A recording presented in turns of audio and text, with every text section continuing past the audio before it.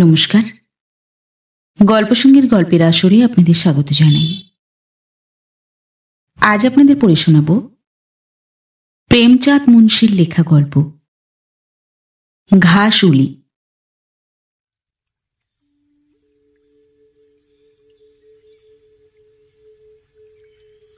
সবুজ ঘাসের বোঝা নিয়ে মুলিয়া যখন এলো, তখন ওর বাদামি রঙের মুখখানায় উত্তেজনার আভা।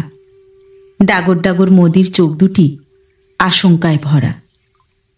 ওর থমথমে মুখ দেখে মহাবীর জিজ্ঞেস করে, কি হয়েছে মুলিয়া?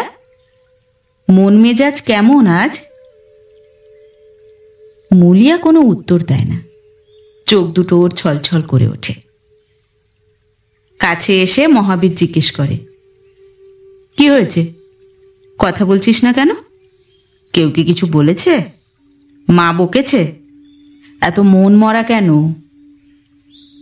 মুলিয়া ফুঁপিয়ে ফুঁপিয়ে বলে, কিছু না, কি হবে, বেশ তো আছি। মুলিয়ার মাথা থেকে পা অবধি দেখে নিয়ে মহাবীর বলে, চুপচাপ কাঁদবি না কিছু বলবি? কথা এড়িয়ে গিয়ে মুলিয়া বলে, কিছু হলে তো কি বলবো? এই ঊষর ভূমিতে মুলিয়া যেন একটি গোলাপ ফুল। বাদামি রং, হরিণীর মতো দুটি চোখ, নিচের দিকে টানা চিবুক, কপলে ঈষৎ লালিমা, বড় বড় টানা টানা চোখের পলক, চোখে এক অদ্ভুত আর্দ্রতা, যার মধ্য দিয়ে একটা সুস্পষ্ট বেদনা, ব্যথা প্রকাশ পাচ্ছে। জানি না চামারের ঘরে এই অপ্সরাটি কোথা থেকে এসেছে। ফুলের মতন কোমল ওর অঙ্গটি কি ঘাসের টুকরি মাথায় নিয়ে বেচতে যাওয়ার যোগ্য? এ গাঁয়েতেই এমন লোক আছে যারা ওর পায়ের তলায় পড়ে থাকতে চায়। ওর চোখের একটা চাউনির জন্য আকুলি ব্যাকুলি করে। ও একটা কথা বললে কৃতার্থ হয়ে যায়। কিন্তু মুলিয়া এ গাঁয়ে এসেছে আজ 1 বছরের ওপর হয়ে গেল।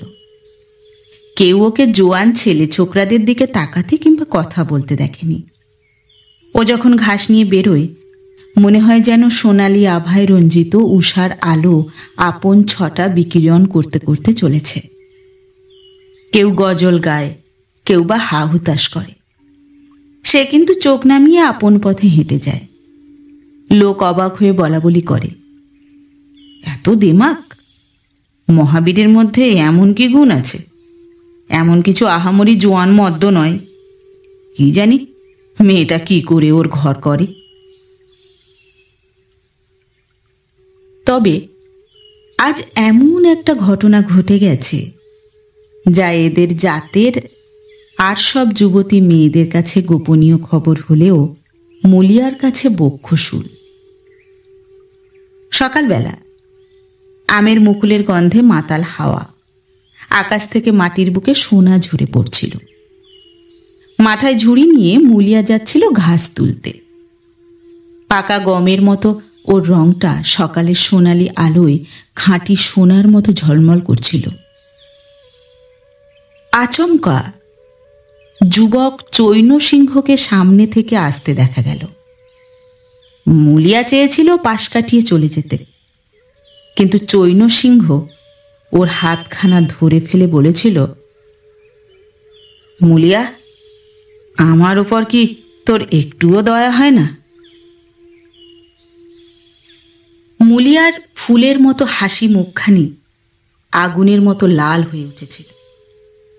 মোটেই ভয় পায়নি সে, একটুও সংকোচ করেনি। ঝুড়িটাকে মাটিতে ফেলে দিয়ে বলেছিল, ছেড়ে দাও আমাকে, নইলে চেঁচাচ্ছি আমি। জীবনে এক নতুন অভিজ্ঞতা চৈন সিংহের। উঁচু জাতের মানুষের হাতের পুতুল হওয়া ছাড়া নিচু জাতের মধ্যে রূপ মাধুরীর আর কাজই বাকি। অমন কতই না নিশানা সে জিতেছে, কিন্তু আজ মুলিয়ার মুখের রং, ওর ক্রোধ, ওর তেজ দেখে চৈন সিংহ একেবারে থ হয়ে গিয়েছে। লজ্জা পেয়ে মুলিয়ার হাতটা ছেড়ে দিয়েছিল। মুলিয়া তড়িৎ পদে চলে গিয়েছিল। সংঘর্ষের উত্তেজনাতে আঘাতের বেদনাটা সঙ্গে সঙ্গে টের পাওয়া যায় না, পরে ব্যথা হতে থাকে। কিছু দূর এগিয়ে যাওয়ার পর রাগে, ভয়ে আর আপন অসহায় অবস্থার কথা ভেবে মুলিয়ার চোখে জল এসে পড়ল। নিজেকে সে কিছুক্ষণ সংযত করে রেখেছিল, তারপরই ফুঁপিয়ে ফুঁপিয়ে কাঁদতে শুরু করে দিল। ও যদি এতটা গরিব না হতো, তবে এভাবে ওকে অপমান করবার সাধ্য কার ছিল? কাঁদতে কাঁদতে ঘাস কাটছিল ও। মহাবীরের রাগের কথাও জানে। মহাবীরকে যদি এসব বলে দেয়, তাহলে এই ঠাকুরের ওপর তার খুন চেপে যাবে। তারপর কি জানি কি হবে। এ কথা মনে হতেই ওর গায়ে কাঁটা দেয়। তাই সে মহাবীরের প্রশ্নের কোনো উত্তর দেয় না। পরদিন মুলিয়া ঘাস তুলতে গেল না। শাশুড়ি জিজ্ঞেস করে, তুই যাচ্ছিস না কেন? আর সবাই তো চলে গেছে। মাথা হেঁট করে মুলিয়া বলে, আমি একা যাব না। শাশুড়ি রেগে বলে, একা গেলে কি তোকে বাঘে খেয়ে নেবে? আরও মাথা হেঁট করে মিনমিন করে মুলিয়া বলে, সবাই আমাকে জ্বালাতন করে। শাশুড়ি মুখ ঝামটা দেয়, আর কারুর সঙ্গেও যাবি না, একাও যাবি না, তাহলে তুই যাবিটা কিভাবে? সোজাসুজি এ কথা কেন বলছিস না যে আমি যাব না? আমার বাড়িতে তাহলে রানী সেজে থাকা চলবে না। শুধু রূপ দিয়ে কি হবে, কাজও চাই। জানি তুই খুব রূপসী, তা আমি কি তোর রূপ দিয়ে জল খাবো? নে জুড়ি নে, ঘাস তুলে আন। বাড়ির দরজায় নিম গাছটার ছায়ায় দাঁড়িয়ে মহাবীর ঘোড়াকে দলাই মলাই করছে। কাঁদো কাঁদো মুখে মুলিয়াকে যেতে দেখে সে, কিন্তু কিছু বলতে পারে না। সাধ্যে কুলোলে মুলিয়াকে ও বুকে করে রাখত, চোখের মনির মধ্যে লুকিয়ে রাখত। কিন্তু ঘোড়ার পেট ভরানো যে দরকার, ঘাস কিনে খাওয়াতে গেলে 12 আনা রোজের কম পড়বে না। এমনিতে মজুরি বা আর কত জোটে, বড় জোর 1.5-2 টাকা মেলে, তাও কখনো মেলে কখনো মেলে না। যেদিন থেকে এই সর্বনাশা বাসগুলো চলতে শুরু করেছে, এক্কাওয়ালাদের 12টা বেজে গেছে। কেউ মাগনাতেও পৌঁছে না। মহাজনের কাছ থেকে 150 টাকা ধার করে এক্কা আর ঘোড়া কিনেছিল, কিন্তু বাস থাকতে এক্কাকে কে পৌঁছে? মহাজনের সুদিই কুলিয়ে উঠছে না, আসল তো দূরের কথা। মহাবীর অনিচ্ছা সত্ত্বেও বলে, ইচ্ছে না করলে যেও না, থাক, দেখা যাবে খন। এই সহানুভূতিটুকুতেই মুলিয়া কৃতার্থ হয়ে যায়। বলে, ঘোড়া খাবে কি? কালকের রাস্তাটা ছেড়ে দিয়ে মুলিয়া আজ জমির আল ধরে ধরে যাচ্ছে। বারে বারে সতর্ক চোখে এদিক ওদিক চেয়ে দেখছে। দুপাশেই আখের ক্ষেত। একটুখানি খড়খড় শব্দ হলেই ওর মনটা ভয়ে জড়সড় হয়ে ওঠে। আখ ক্ষেতের ভেতর কেউ আবার লুকিয়ে বসে নেই তো? কিন্তু কই, নতুন কোনো ঘটনা তো ঘটে না। আখের ক্ষেতগুলো পেরিয়ে যায়, আমের বাগান ছাড়িয়ে যায়, সেচ দেওয়া ক্ষেতগুলো নজরে পড়ে। দূরে কুয়োতে দুনি চলছে, ক্ষেতগুলোর আল সবুজ সবুজ ঘাসে ভরে গিয়েছে। মুলিয়ার মনে লোভ জাগে। এখানে 8 ঘন্টায় যতটা ঘাস কাটতে পারবে, শুকনো মাঠে দুপুর অবধিও ততটা কাটতে পারবে না। কেই বা এখানে দেখছে? কেউ হাঁক দিলে চলে যাবে। বসে বসে ঘাস কাটতে শুরু করে সে, আর ঘণ্টাখানেকের মধ্যে ওর ঝুড়িটা অর্ধেকেরও বেশি ভরে ওঠে। আপন কাজে সে এত তন্ময় যে চৈন্য সিংহের আশাটা টেরই পায় না। হঠাৎ আওয়াজ পেয়ে মাথা তুলে দেখে চৈন্য সিংহ দাঁড়িয়ে। মুলিয়ার বুকটা ধক করে ওঠে। একবার ভাবে পালিয়ে যায়, ঝুড়ি উল্টে দিয়ে খালি ঝুড়ি নিয়ে চলে যায়। কিন্তু চৈনসিংহ কয়েক গজ দূরেই দাঁড়িয়ে পড়ে বলে, ভয় পাস নে, ভয় পাস নে, ভগবান জানেন আমি তোকে কিছু বলবো না। যত ইচ্ছে ঘাস তুলে নে, এ জমি আমারই। মুলিয়ার হাত দুটো অবশ হয়ে যায়, খুরপিটা যেন হাতে আটকে যায়, ঘাস চোখেই পড়ে না। মন চায় মাটি যেন দুফাঁক হয়ে যায় আর সে তাতে ঢুকে পড়ে। চোখের সামনে ক্ষেতগুলো দুলতে থাকে। চৈনসিংহ আশ্বাস দিয়ে বলে, ঘাস কাটছিস না কেন? আমি তো তোকে মোটেই কিছু বলছি না, রোজই এখানে চলে আসিস, আমি ঘাস কেটে দেব।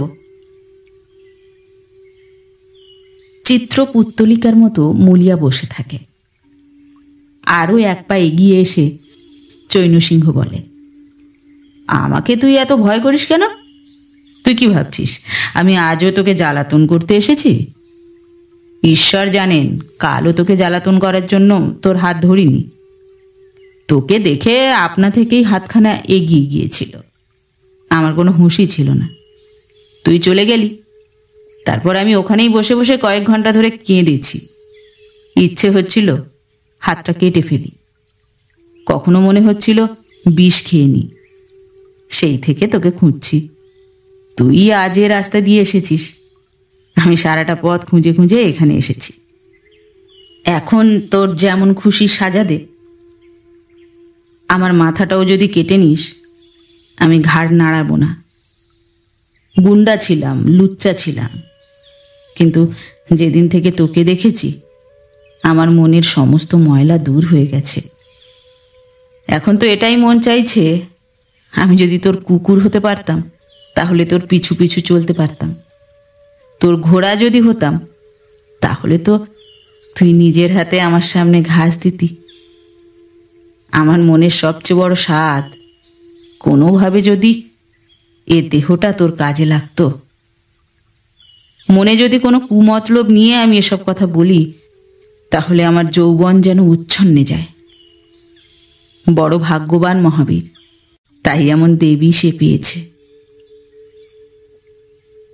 মুলিয়া চুপচাপ শুনে যায়, তারপর মাথা হেঁট করে সরল মনে জিজ্ঞেস করে, তা তুমি আমাকে কি করতে বলো? চৈনসিংহ আরও ঘনিয়ে এসে বলে, আমি শুধু তোর দয়া চাই। মাথা তুলে মুলিয়া ওর দিকে তাকায়। লজ্জা শরম না জানি ওর কোথায় উবে যায়। কাটা কাটা কথায় বলে, তোমাকে একটা কথা বলবো, কিছু মনে করবে না তো? তোমার বিয়ে থা হয়ে গেছে না হয়নি? মৃদু কণ্ঠে চৈনসিংহ বলে, বিয়ে তো হয়ে গেছে, কিন্তু সেটা বিয়ে কোথায়, খেলা। মুলিয়ার ঠোঁটে তাচ্ছিল্যের হাসি ফুটে ওঠে। বলে, তবু আমার মরদ যদি তোমার বউয়ের সঙ্গে এভাবে কথা বলতো তাহলে তোমার কেমন লাগতো? তুমি ওর গর্দান নিতে যেতে কি না বলো? কি ভাবছ মহাবীর চামার, তাই ওর গায়ে রক্ত নেই, ওর লজ্জা নেই, ইজ্জতের ভাবনা নেই না? আমার রূপ রং তোমার ভালো লাগে। ঘাটের কাছে কি আমার চেয়েও সুন্দরী মেয়েরা ঘোরাফেরা করে না? আমি তো ওদের নখের যোগ্যও নই। ওদের কারুর কাছে কেন তুমি দয়া ভিক্ষে চাও না? ওদের কাছে কি দয়া নেই? তুমি কিন্তু ওখানে যাবে না, কারণ ওখানে যেতে তোমার বুক কাঁপে। আমার কাছে দয়া চাইছো, সে তো এজন্য যে আমি চামারিনি, নিচু জাত। আর নিচু জাতের মেয়ে ছেলেগুলো একটুখানি ধমক ধামক কিংবা একটুখানি লোভ দেখালেই তোমার হাতের মুঠোয় এসে যাবে। কত সস্তা সওদা! ঠাকুর যে এত সস্তা সওদা কেন ছেড়ে দেবে? চৈনসিংহ লজ্জা পেয়ে বলে, মুলিয়া, ব্যাপারটা তা নয়। আমি সত্যি করে বলছি, এর মধ্যে উঁচু নিচুর ব্যাপার নেই, সব মানুষই সমান। আমি তো তোর চরণে মাথা রাখতে রাজি। সে তো এজন্যেই যে জানো আমি কিছু করতে পারবো না। গিয়ে কোনো খত্রানির চরণে মাথাটা রাখো তো, তাহলে টেরটি পাবে যে চরণে মাথা রাখবার কি ফল মেলে। তারপর তোমার ওই মাথাটা আর ঘাড়ে থাকবে না। চৈনসিংহ লজ্জায় মাটিতে মিশে যাচ্ছে। মুখখানা এমন শুকিয়ে গেছে যেন মাসের পর মাস অসুখে ভুগে উঠেছে। মুখ দিয়ে কথা বেরোয় না। মুলিয়া যে এত বাকপটু তা তার মোটেই জানা ছিল না। মুলিয়া আবার বলে, আমিও রোজ হাটে বাজারে যাই, বড় বড় ঘরের হালচাল জানি। এমন একটা বড় ঘরের নাম বলো তো, যে ঘরে কোনো সইস, কোনো কোচোয়ান, কোনো চাকর, কোনো পাণ্ডা কিংবা কোনো পাচক বামন ঢুকে না বসে আছে। এ সবই বড় ঘরের লীলা। আর ওসব মেয়ে মানুষগুলোও যা করে ঠিকই করে। ওদের পুরুষ মানুষগুলোও যে চামারানি কাহারানির জন্য পরাণ দিয়ে ফেরে, দেওয়া নেওয়া সমান সমান হয়ে যায়। বেচারা গরিব গুরবদের ঘরে এসব ব্যাপার কোথায়? আমার মরদের কাছে দুনিয়াতে যা কিছু বলতে সে শুধু আমি। আর কোনো বৌঝিয়ের দিকে সে চোখ তুলেও তাকায় না। দৈবগতিকে আমি একটু সুন্দরী, তবে আমি যদি কালো কুচ্ছিত হতাম ও আমাকে এমনি করেই রাখত, এ বিশ্বাস আমার আছে। চামারের মেয়ে হয়েও এতটা নীচ আমি নই যে তার সঙ্গে বিশ্বাসঘাতকতা করব। হ্যাঁ, ও যদি যা খুশি তা করতে শুরু করে, আমার বুকে বাঁশ ডলে, তাহলে আমিও ওর বুকে বাঁশ ডলে দেব। তুমি আমার রূপেতেই পাগল, তাই না? আজ যদি আমার মায়ের দয়া হয়, আমি যদি কানি হয়ে যাই, তাহলে আমার দিকে ফিরেও তাকাবে না। বলো, মিথ্যে বলছি কি না? চৈনসিংহ অস্বীকার করতে পারে না। মুলিয়া একই রকম তেজালো গলায় বলে, কিন্তু আমার একটা কেন, দুটো চোখও যদি গলে যায়, তবুও সে একইভাবে আমাকে রাখবে, আমাকে ওঠাবে, বসাবে, খাওয়াবে। তুমি কি চাও এমন লোকের সঙ্গে আমি বিশ্বাসঘাতকতা করি? যাও, আর কোনো দিন আমাকে জ্বালাতন করো না, তাহলে ভালো হবে না।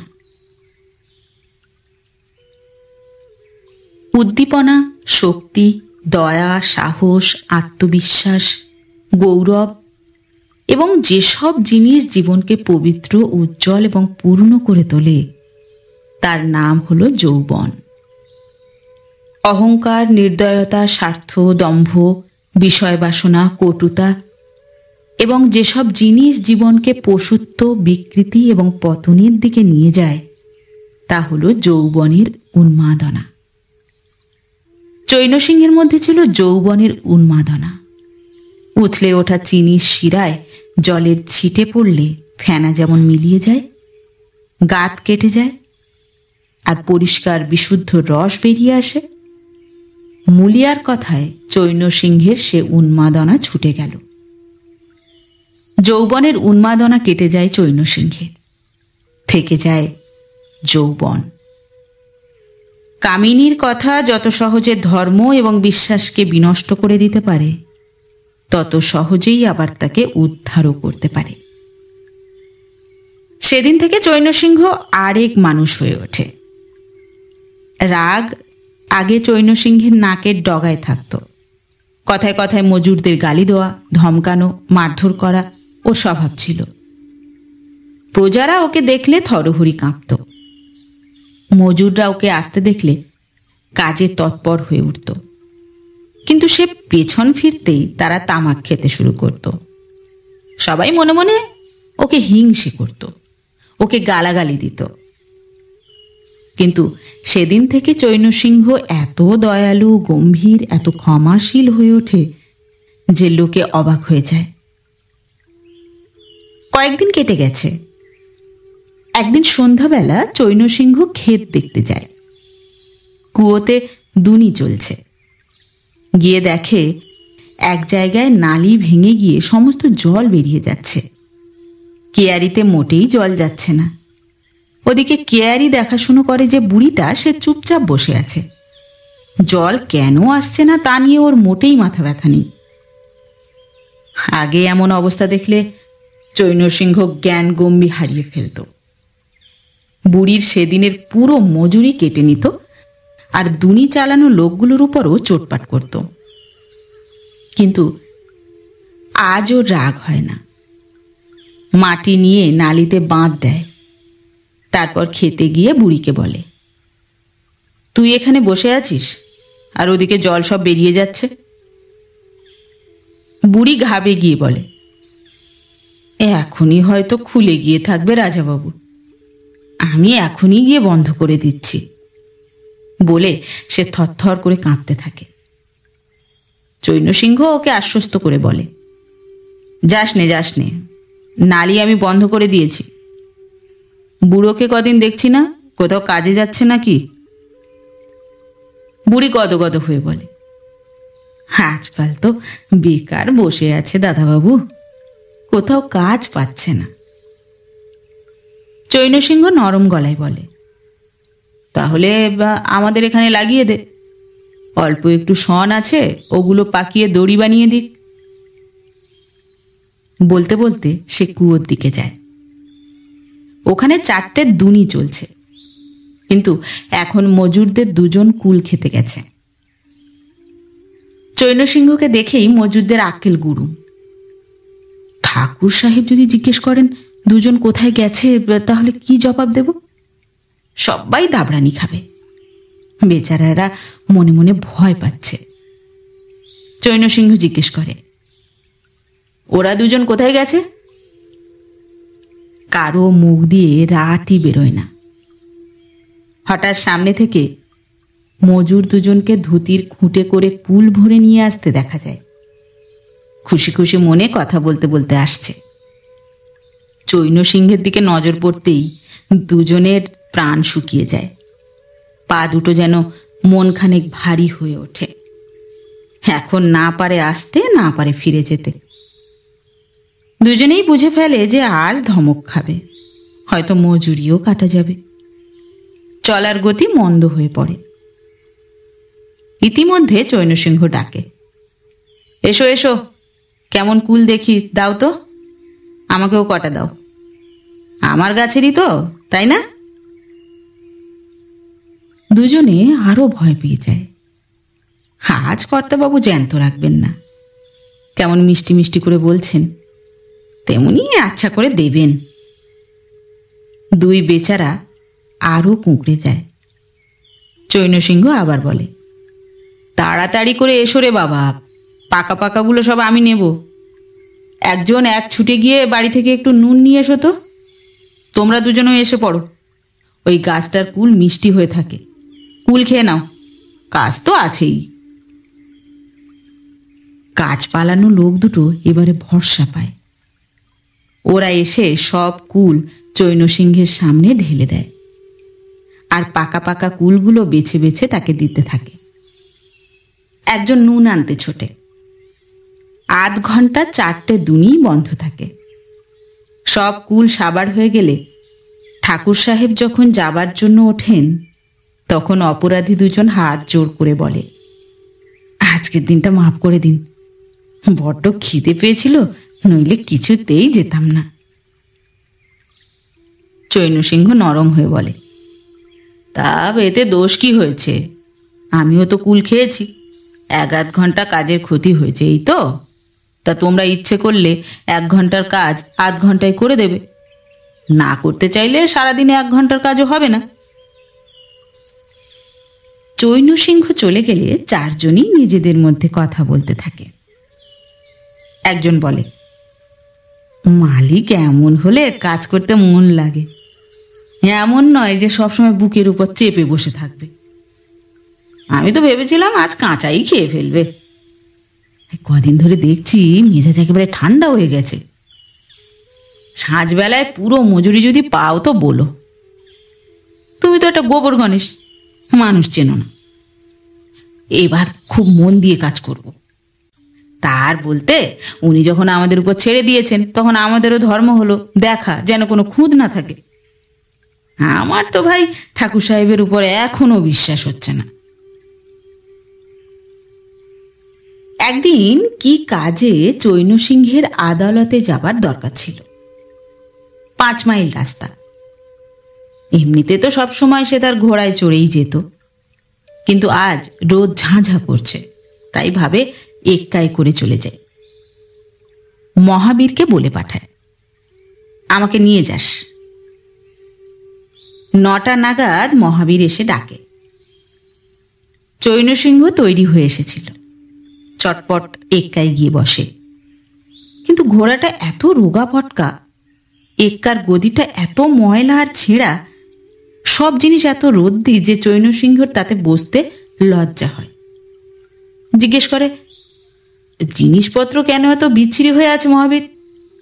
তোর ঘোড়াটা তো এতটা রোগা কোনোদিনও ছিল না, আজকাল সওয়ারি কম নাকি? মহাবীর বলে, না কর্তা, সওয়ারি কেন থাকবে না, তবে বাস থাকতে এক্কাকে কে পৌঁছে। কোথায় 2, 2.5, 3 টাকা রোজগার করে বাড়ি আসতাম, আর কোথায় আজকাল 5 কেউ মেলে না। ঘোড়াটাকেই বা কি খাওয়াই, নিজেরাই বা কি খাই। বড় বিপদে পড়েছি।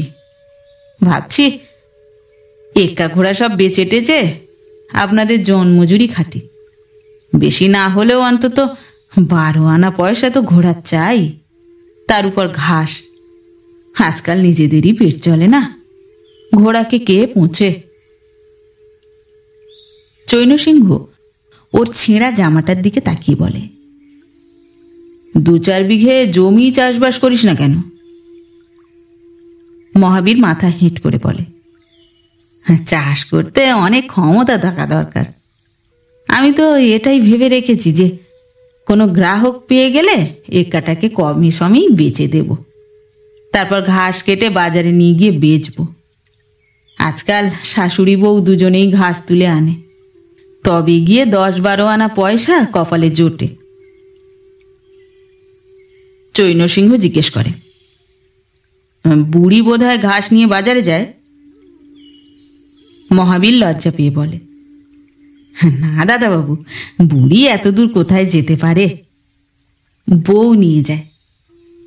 দুপুর অবধি ঘাস কাটে, তারপর বাজারে যায়, ওখান থেকে সন্ধ্যায় ঘণ্টাখানিক বাদে ফিরে আসে। নাকাল হয়ে পড়ে দাদাবাবু, কিন্তু কি করব, ভাগ্যের উপর কিসের জোর।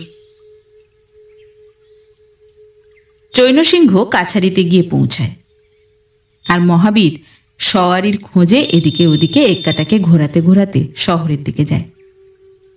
চৈন সিংহ ওকে 5টার সময় আসতে বলে দেয়।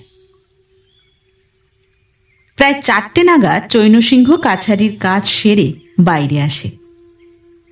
কাছারির হাতায় পানের দোকান, আর একটুখানি এগিয়ে একটা ঘন বটগাছ। বটগাছের ছায়ায় কয়েক কুড়ি টাঙা এক্কা ফিটন দাঁড়িয়ে। ঘোড়াগুলো খুলে দেওয়া, উকিল মোক্তার আর অফিসারদের গাড়িগুলো এখানে দাঁড়িয়ে। চৈন সিংহ জল খায়, পান খায়, তারপর ভাবে একটা বাস পেয়ে গেলে একটু শহরে ঘুরে আসব। ঠিক তখনই ওর চোখ পড়ে এক ঘাসুলির উপর। সেজে গুজে একখানি গোলাপি শাড়ি পরে কোচোয়ানদের সঙ্গে দরাদরি করছে। কয়েকজন কোচোয়ান এসে জড়ো হয়েছে, কেউ ওর সঙ্গে ফষ্টি নষ্টি করছে, কেউ চোখ দিয়ে গিলছে, কেউ হাসাহাসি করছে। কালো কেলো এক কোচোয়ান বলে, মুলিয়া, ঘাস তো তোর বড় জোর 6 আনার। মুলিয়া পাগল করা চোখে তাকিয়ে বলে, 6 আনার নিতে হলে ওই যে সামনে ঘেঁষে রানী বসে রয়েছে, যাও, 2-4 পয়সা কমই পেয়ে যাবে। আমার ঘাস তো 12 আনাতেই বিকোবো। 8 বয়সী এক কোচোয়ান ফিটনের উপর থেকে বলে, তোরই তো জমানা, 12 আনা কেন, 1 টাকা হাঁক। যার নেবার বাধ্য হয়ে ঠিকই নেবে। বেরোতে দে উকিল বাবুদের, আর দেরি নেই। গোলাপি পাগড়ি মাথায় এক টাঙাওয়ালা বলে, বুড়োর মুখেও জল এসে পড়ে। মুলিয়া কেন আর কারোর দিকে তাকাতে যাবে? চৈন সিংহের এত রাগ হচ্ছে যে ইচ্ছে করছে পাজি ব্যাটাদের জুতো পেটা করে। সবকটা ওর দিকে কিভাবে ড্যাপ ড্যাপ করে তাকিয়ে আছে, যেন চোখ দিয়েই গিলে খাবে। আর মুলিয়াও এখানে কত হাসি খুশি, না আছে লজ্জা শরম, না সংকোচ, না ভয় ডর। কেমন হেসে হেসে আর চোখে চেয়ে চেয়ে মাথার আঁচল খসিয়ে খসিয়ে মুখ ঘুরিয়ে কথা বলছে। সেই মুলিয়া যে বাঘিনীর মতো তোড়পে উঠেছিল। এর মধ্যে 4টে বেজে যায়। আমলা আর উকিল মুক্তাররা বেরিয়ে আসে। যেন একটা মেলা লেগে গেল। আমলারা বাসের দিকে ছোটে, উকিল মুক্তাররা ওই গাড়িগুলোর দিকে যায়। কোচোয়ানরাও চটপট ঘোড়া জোতে। কয়েকজন ভদ্রলোক মুলিয়াকে রসিক চোখে দেখে নিয়ে নিজেদের গাড়িতে গিয়ে বসে। হঠাৎ মুলিয়া ঘাসের ঝুড়ি নিয়ে একটা ফিটনের পেছনে ছোটে। ফিটনে এক সাহেবী ফ্যাশনের অল্প বয়সী উকিল সাহেব বসে। পাদানির কাছে ঘাসগুলোকে উনি রাখিয়ে নেন। পকেট থেকে কিছু বের করে মুলিয়ার হাতে দেন। মুলিয়া মুচকি হাসে। দুজনের মধ্যে কিছু কথাও হয়। চৈন সিংহ তা শুনতে পায় না। পরক্ষণে মুলিয়া প্রসন্ন মুখে বাড়ির দিকে রওনা হয়। চৈন সিংহ পানওয়ালার দোকানে আত্মবিস্মৃত হয়ে দাঁড়িয়ে থাকে। পানওয়ালা দোকান গুটোয়, কাপড় পরে, তারপর তার কেবিনের দরজা বন্ধ করে যখন নিচে নামে তখন চৈন সিংহের সমাধি টুটে যায়। জিজ্ঞেস করে, দোকান কি বন্ধ করে দিয়েছ?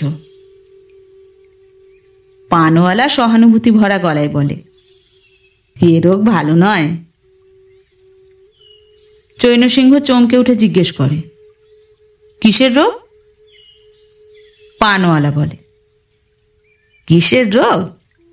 আধ ঘন্টা ধরে এখানে ঠায় দাঁড়িয়ে আছো, যেন একটা মরা মানুষ দাঁড়িয়ে আছে। সারা কাছারি খালি হয়ে গেল, সব দোকানপাট বন্ধ হয়ে গেল, মেথরটা পর্যন্ত ঝাড়ু লাগিয়ে চলে গেল। তুমি কিছু টেরটি পেলে? এ খুব খারাপ ব্যামো, তাড়াতাড়ি চিকিৎসা করিয়ে নাও। চৈন সিংহ ছড়ি গাছি হাতে নিয়ে ফটকের দিকে এগোয়। আর তখনই মহাবীরের এক্কাটাকে সামনে থেকে আসতে দেখে। খানিক দূর এক্কা এগিয়ে গেলে চৈন সিংহ জিজ্ঞেস করে, আজ কত পয়সা হলো মহাবীর? মহাবীর হেসে বলে, আজ তো কর্তা সারাটা দিন দাঁড়িয়েই কাটালাম, কেউ বেগার খাটতেও ডাকেনি, তার উপর 4 পয়সার বিড়ি খেয়ে ফেলেছি। চৈন সিংহ একটু পরে বলে, আমার একটা পরামর্শ আছে। তুই আমার কাছ থেকে রোজ 1টা করে টাকা নিস। ব্যাস, শুধু আমি যেদিন ডাকবো সেদিন এক্কা নিয়ে চলে আসিস। তাহলে তো তোর বউকে ঘাস নিয়ে বাজারে আসতে হবে না। বল, রাজি আছিস? মহাবীর সজল চোখে তাকিয়ে বলে, কর্তা, আপনাদেরই তো খাচ্ছি, আপনার তালুকের প্রজা। যখন মর্জি হবে ধরে আনবেন। আপনার কাছ থেকে টাকা? চৈন সিংহ বাধা দিয়ে বলে, না, আমি তোকে বেগার খাটাতে চাই না। তুই আমার কাছ থেকে 1টা করে টাকা নিয়ে যাস। ঘাস নিয়ে বউকে আর বাজারে পাঠাস না। তোর ইজ্জত আমার ইজ্জত। আরো টাকা পয়সা যদি দরকার পড়ে বিনা দ্বিধায় চলে আসিস। হ্যাঁ, দেখিস মুলিয়াকে ভুলেও এ নিয়ে কোনো কথা বলিস না। কি দরকার? কয়েকদিন পরে সন্ধ্যার সময় মুলিয়া চৈন সিংহের সঙ্গে দেখা করে। চৈন সিংহ প্রজাদের কাছ থেকে খাজনা আদায় করে বাড়ির দিকে হনহন করে ফিরছিল। এমন সময় ঠিক যেখানে সে মুলিয়ার হাতখানা ধরেছিল সেই একই জায়গায় মুলিয়ার ডাক তার কানে আসে। থমকে দাঁড়িয়ে পড়ে পেছনে তাকিয়ে দেখে মুলিয়া ছুটতে ছুটতে আসছে। বলে, কি মুলিয়া, ছুটছো কেন? আমি তো দাঁড়িয়ে আছি। মুলিয়া হাঁপাতে হাঁপাতে বলে, কদিন ধরে তোমার সঙ্গে দেখা করতে চাইছি, আজ তোমাকে আসতে দেখে ছুটলাম। আজকাল আমি ঘাস বেচতে যাই না, চৈনসিংহ বলে। খুব ভালো কথা। তুমি কি কোনোদিন আমাকে ঘাস বেচতে দেখেছিলে? হ্যাঁ, একদিন দেখেছি। মহাবীর কি তোমাকে সবকিছু বলে দিয়েছে? আমি তো নিষেধ করে দিয়েছিলাম। ও আমার কাছে কোনো কথা লুকোয় না। দুজনে কিছুক্ষণ চুপচাপ দাঁড়িয়ে থাকে। কি বলবে কেউ ভেবে পায় না। হঠাৎ মুলিয়া হেসে বলে, এখানটায় তুমি আমার হাত ধরেছিলে। চৈনসিংহ লজ্জিত হয়ে বলে, ও কথা ভুলে যাও মুলা। আমার ঘাড়ে কি জানি কি ভূত চেপেছিল। মুলিয়া গদগদ কণ্ঠে বলে, কেন ভুলে যাব ও কথা? সেই হাত ধরেরই তো মান রাখছ। গরিব অবস্থা মানুষকে দিয়ে যা কিছু করায়। তুমি আমাকে বাঁচিয়েছ। দুজনেই চুপ করে থাকে। কিছুক্ষণ পরে মুলিয়া আবার বলে, তুমি হয়তো ভেবেছিলে আমি রং তামাশায় মজে গিয়েছিলাম, তাই না? চৈনসিংহ জোর গলায় বলে, না মুলিয়া, এক মুহূর্তের জন্য আমি সে কথা ভাবিনি। মুলিয়া হেসে বলে, তোমার কাছ থেকে আমি এটাই আশা করেছিলাম, আর আজও তাই আছে। ভিজে ক্ষেতের উপর দিয়ে হাওয়া বয়ে চলেছে। সূর্য রাতের কোলে বিশ্রাম করতে যাচ্ছে।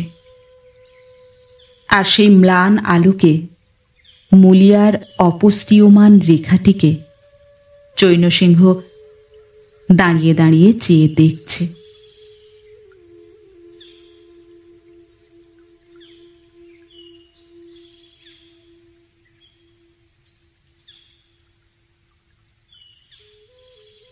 নমস্কার। নতুন একটি গল্প নিয়ে খুব শিগগির ফিরে আসছি।